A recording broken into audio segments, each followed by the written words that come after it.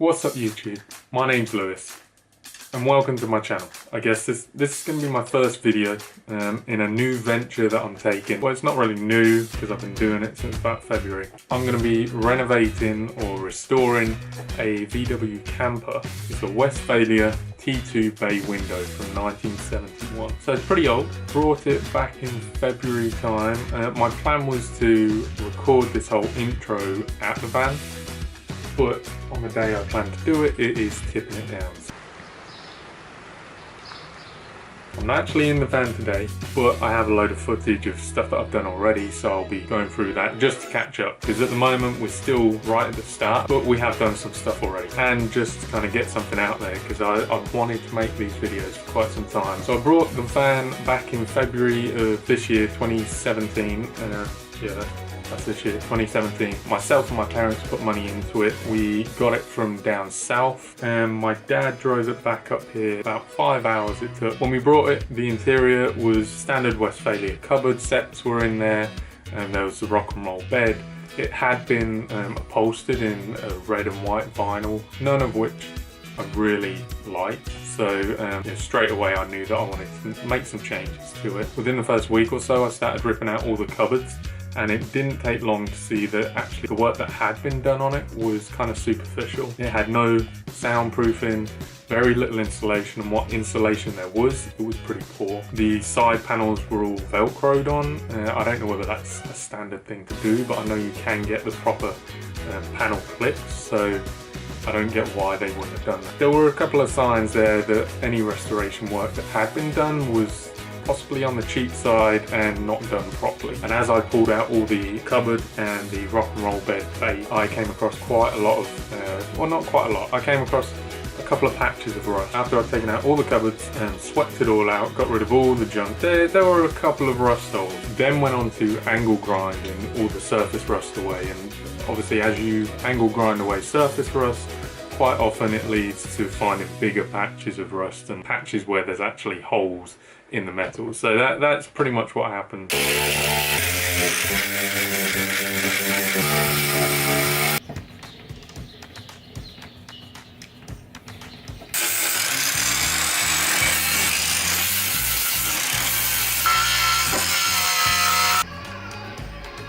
Again, though it wasn't horrendous, it was still in pretty good shape considering its age and the amount of miles that it had done. The rust holes that we did find, we knew that we'd have to repair them, because if we just left them, they would get worse and worse. Although it was going to take some time and quite a bit of money, we knew that we were going to have to get those rust patches fit the proper way, rather than just putting something over the top of them. We wanted to do it the proper way. Found a guy, replaced an entire section of the floor that was pretty much rusted through. That took a few weeks to get completed, but actually it was probably the biggest piece of work that we needed doing before we could move on to installing the floor and doing all the good stuff that we want to do. Once we got the part of the floor replaced that we needed to, the next challenge was to start spraying it.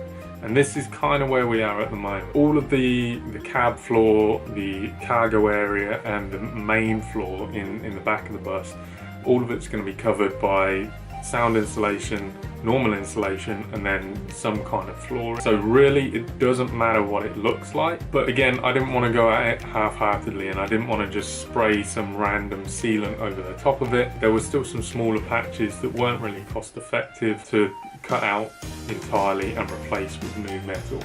And you know, I'm talking about kind of pinholes really. So I did some research online and found something called chemical metal. I'd never heard of it before, but apparently it's quite commonly used in restoration work. So I got some of that stuff. Before I did the chemical metal, we went over all the remaining rust. You know, some surface rust is very difficult to get rid of, or it's in an awkward spot. We used a product called Q-Rust, which you basically just paint onto any kind of rust, and it inhibits the rust, so it stops it from rusting anymore. Key part to that is, after you've done it, you need to seal it. After you Q-Rust, we did the chemical metal, fill in any minor holes that were there. After the chemical metal, we are now on to the stage where we're priming it, and then we're going to paint it in colour matched paint that we've got from a local paint specialist. Hopefully, before we put any flooring down, any sound insulation, anything like that, we're going to have a pretty clean looking interior that's been rust treated, big parts of rust removed, and that's been primed and painted in what should be pretty close to the original paint colour. That is pretty much where we're up to. And I realise in this video quite a lot of the stuff has been me talking. I promise you that going forward there is going to be more videos. It was just a case of I've got so much stuff saved up that I wanted to catch us up first, and it's raining, so I can't really go and take any nice video of the van while it's tipping it down outside. Plus I've got an annoying dog just down here. Well, he's not annoying, he's cute. There he is.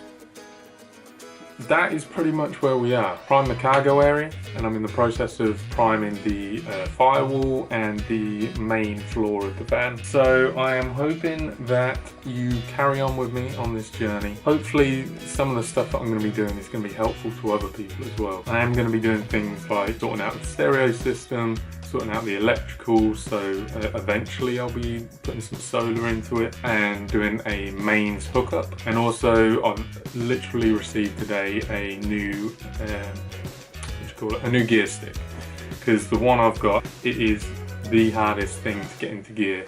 I don't think I've driven anything so difficult to get into gear before. It's fun, but it's a bit of a challenge. So please bear with me as I get to grips with all this recording malarkey, but hopefully it will improve in time. Thank you so much for watching, guys, and please let me know if you have any suggestions. I am more than happy to take them. Let me show you this dog. What are you doing, Cooper? You want attention? Give us a kiss. Oh, thank you. Okay, guys, thank you so much for watching, and I will see you again hopefully very soon. Alright, cheers.